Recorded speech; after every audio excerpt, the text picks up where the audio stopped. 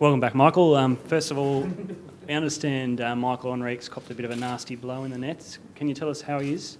Yeah, at this stage, Moses has just gone for a scan, for an X-ray. So fingers crossed he's fully fit and available for selection for tomorrow. So generally, when I do my press conference, I have a team for you all, but unfortunately right now I can't give you that up, and we'll need to wait and see how Moe pulls up. How bad did it look to you? I just seen a taped finger, to be honest, so I don't really know.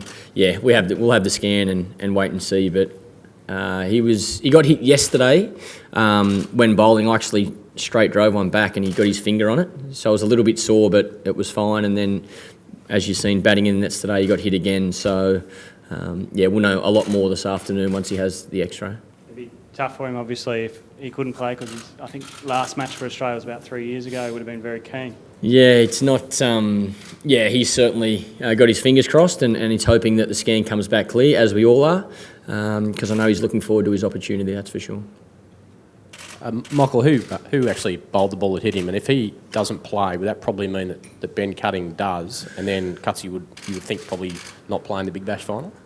I'm not. I don't know that answer yet. I guess what we're going to do is wait and see how Moses pulls up. If he doesn't play, if he's not fit because he's got a broken finger, then obviously it's out of Cutsy and Maxi to play as that all-rounder. So we'll wait and see. Conditions look really good. It looks like a very nice wicket. The outfield looks pretty quick as well. So, yeah, I'm not sure. I'll have to speak to the selectors and once we get more information on Moses. But if Cutsy does play tomorrow, I'm not sure how that'll work either in regards to the Big Bash final. Just on this, whatever you want to call it, resting rotation, player management, whatever, whether it's the right thing or the wrong thing for the team, do you actually realise as captain how, I suppose, on the nose the whole thing is with the public? Because the public just don't like it. I've read that.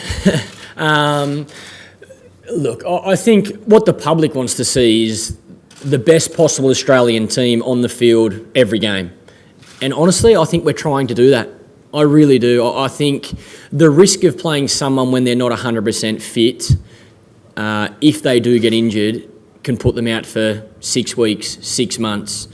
It's the issue where the Australian team is now compared to where it was 10 years ago is 10 years ago you had 4, 5, 6, 7 great players in one team. So if they were 80% fit, they're still good enough to win a game for Australia. Where we sit now as a team it's a lot different to that. If the gap between, the 11 players that take the field and the 12th, 13th, 14th, 15th, 16th player is quite close. So if you're not 100% fit to perform at your best, it's not worth the risk for the team for you to take the field and let the team down, And I said that before the test match in Melbourne with my hamstring injury. If I wasn't fit to take the field and perform at my best like I had done throughout the summer, it wouldn't be fair on the team because there's someone on the same level as me who's 12th man, 13th man, 14th man, could come in and do a better job than me at 80%. I understand that, but I guess the question was, and I thank you for your response on that, Yeah. but the question was, I guess, more in terms of the public perception of it. Like, do you realise you've got a long way to go to convince the public that this is the right way to go for Australian cricket? Well, I think what the public wants to see also is see Australia win games of cricket. So we're going to try and do that, no matter what 11 players we put on the field.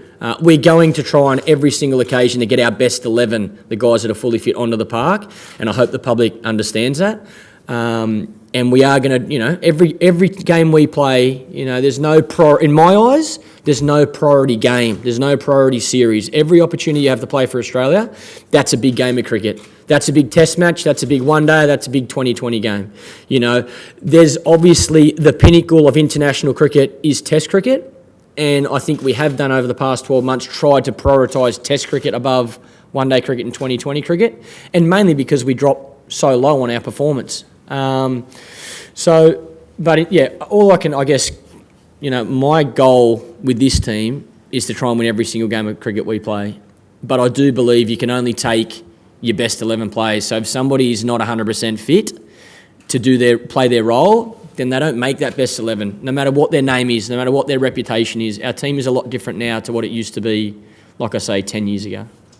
Just on that, Michael, how does it feel to sort of have greats of the game like Warne and Lee come out and slam the selection policies? I mean, Warne's a good friend of yours, and he's rubbishing it in the last couple of days. Yeah, I think there's a lot that he's spoken about in the group that people outside the group aren't aware of. We've probably seen some cases throughout the past 12 months where guys have not been 100% fit or had little niggles that probably haven't been communicated as well as they need to be to the media, in essence to the public. I think the Perth Test match was a great example call it resting Peter Siddle and Ben Hilfenhaus. Well, the facts were they just weren't fit enough to perform at their best. This is what I'm saying to you, Ben. It's just an example of, that two guys we brought in for Ben Hilfenhaus and Ben Siddle, we were confident if they were 100%, they could do a better job than those guys at 70 or 80%. So, look, the Australian way is always and will always be everybody is entitled to their opinion, and I love that about this country. We, as a selection panel, there's going to be times we have to cop criticism, that's for sure, but the most important thing for us is I just want the public and the media to understand that we're trying to do the best thing for Australian cricket for this game today, and then also in regards to what we have coming up over the next 12 months. And there's no guarantees that if you're rested for a game, you're going to be 100% fit for the next game, or you're not going to get injured the next game. So, it's trying to find that middle road where we give the public what they want. We're playing our best team as much as we can, but we're also making sure guys aren't playing one game and missing 3 months because they're injured. There's that consistency. To the selectors and the management, they need to be more transparent in how they let us know about injuries and that. The Stark situation is obviously one. Look, I think we have always tried to be as open and honest as we can be. There's two sides. There's protection of the player in regards to not giving opposition team too much information as well. When we do media every single day of the year, if we're talking about somebody who has a niggle, 4 days out before a test match, that's a lot of information to give the opposition team 4 days out before a test. So I think our policy of being transparent, being open, being honest is something the Australian cricket team is very proud of, and I hope that doesn't change. I would hate to see us go the other way and keep everything in-house and don't tell the media or the public anything. I think, the public and the media deserve to know what's going on within the team. So I think we're trying our best there. I just think we're trying to probably have the cake and eat it, where we're trying to look after the player and the team, and then we're also trying to give the media and the Australian public as much as we possibly can. Different topic. Thanks. Luke Pommersback and Shaun Marsh, they've been outstanding in the Big Yeah. Bash. They're head and shoulders the best batsmen, in terms of runs there. You've obviously got some 2020 games coming up. Without foreshadowing selections, do you look at those blokes' performances now, or do you take into account both of them have obviously got checkered paths in terms of behavioural issues and whatever, or do you just simply look at what they're doing now, and if they're good enough, they get picked? Fortunately, I'm not the 2020 captain, so I don't have to worry about that selection. In regards to one-day cricket, because I think there's still a lot of similarities there, I think it's about performance. I think Shaun and Luke have done a fantastic job, made the most of their opportunity, especially Luke moving to Queensland, playing for the Heat. I think it's really exciting to see him performing well, and I think the Heat deserve a lot of credit, and Darren Lehmann deserves a lot of credit for, for going out on a limb and getting Pommers to Brisbane. I think Luke deserves a lot of credit to make the move to Queensland and not have a contract. It took a lot of courage, and he's reaping the rewards now. So I think it's exciting for both Shaun and Luke. I know they're very good friends, and I know they'd both love to play for Australia again together. And if they keep performing the way they're performing, I don't see any reason why they won't be at the top of the queue when the selectors are talking about the 2020 games coming up. Do you watch any of last night? I watched the whole game. Yeah. I've watched just about all the Big Bash games. I think it's been a really exciting tournament. I think last night was unbelievable, the ups and downs of that game. But what a fantastic game of cricket. Anything else? Michael, just looking at the wicket conditions out there, normally the GABBA one-day games, 4 quicks, or 3 and an all-rounder. Would you think you're saying Maxi and Hutsy, how do you look at the wicket as far as pace bowling? Yeah, I'd like to see it again tomorrow morning. I think it's always a beautiful wicket. In my opinion, this is the best one-day wicket in the world. It has beautiful pace and bounce for the bowlers, but as you get in as a batter, there's no better place to bat either. So I'll assess conditions tomorrow. It's more, I really want to see how Moses goes with this scan, but then we have two options in regards to, do we either pick Cutting or Maxwell? Yep, one final one. I don't know if you've spoken about it previously, but yourself and Dave Warner obviously back in the side. A little more expectation on the Australian team. Obviously now you're at full strength potentially. I think the expectation from within is always there, no matter what form of the game you're playing. I think Davey Warner would definitely like to perform better than he has in his past one-dayers. This is a form of the game that I know he loves, and he wants to be a big part of this team. So, we need him up the top, batting well. I think the boys played really well in Melbourne. I think it was a great start to the series. We probably had the worst of batting conditions in Adelaide, but we didn't play as well as we would have liked. So we've spoken about areas where we think we can improve, and I think as a batting unit, this is a really good opportunity for us to stand up and make sure we're making runs, stamp our authority, and make the most of these opportunities. Like I said, there's plenty of guys waiting around the corner. We've seen Usman come in, Steve Smith come in. There's plenty of guys waiting for a chance. So no matter who you are, no matter how many games you've played for Australia, you need to be performing to stay in this one-day team right now. Are you confident that your form and the longer form of the game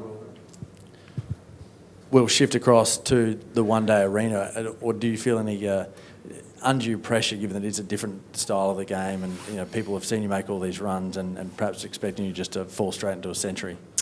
I don't think I'll fall straight into a century, that's for sure. My expectation doesn't change. I've played enough one-day cricket now to know that, my batting doesn't change too much in regards to one-day cricket or test cricket. I still will try and play with that positive intent. I'll still try and play my natural game, but that doesn't guarantee success. I've worked really hard since being in Brisbane the last couple of days on my batting. There's been a couple of areas that I've been really working on in regards to one-day cricket to take that next step. So, in regards to preparation, I've done everything I can, and my goal is to continue to make runs and help this Australian team, continue to have success, whether it be in test cricket or one-day cricket. Does that a bit more of a break than you've had than perhaps you might have if you've gone straight into the games? Do you find that time is beneficial to be able to get into the nets and make those changes as opposed to just sliding straight across? Well, for me, the break was about getting my hamstring, giving my hamstring a little bit of extra time before stepping into one-day cricket. I guess where you field in one-day cricket, the intensity of running between the wickets is a little bit different to test cricket. So, I don't think I would have been fit to play the first two one-day games. Well, I obviously wasn't fit, otherwise I would have played.